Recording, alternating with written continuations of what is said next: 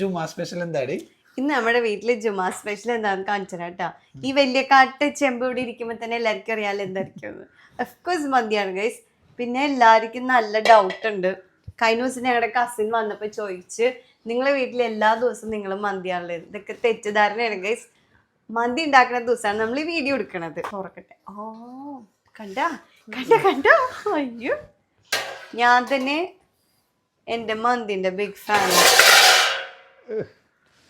Sorry ഞാൻ തന്നെ എൻ്റെ മന്തിൻ്റെ ബിഗ് ഫാനാണ്.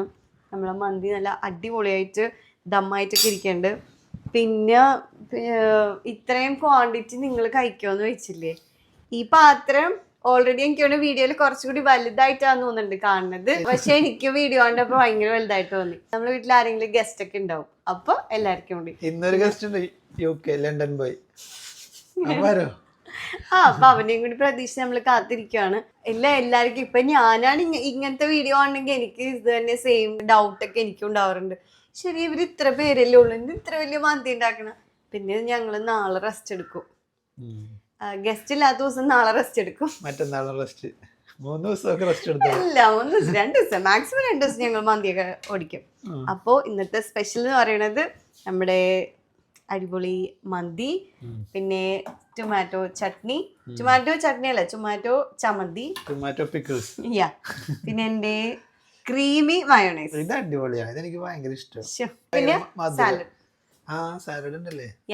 പിന്നെ എടുത്തു പറയേണ്ട ഒരു കാര്യം, എന്റെ മന്തി റെസിപ്പി അന്ന് ഞാൻ ഷെയർ ചെയ്തിട്ടുണ്ടായില്ലേ, കുറേ പേര് ഉണ്ടാക്കിയിട്ട് റിൻസിത്ത നന്നായിരുന്നു.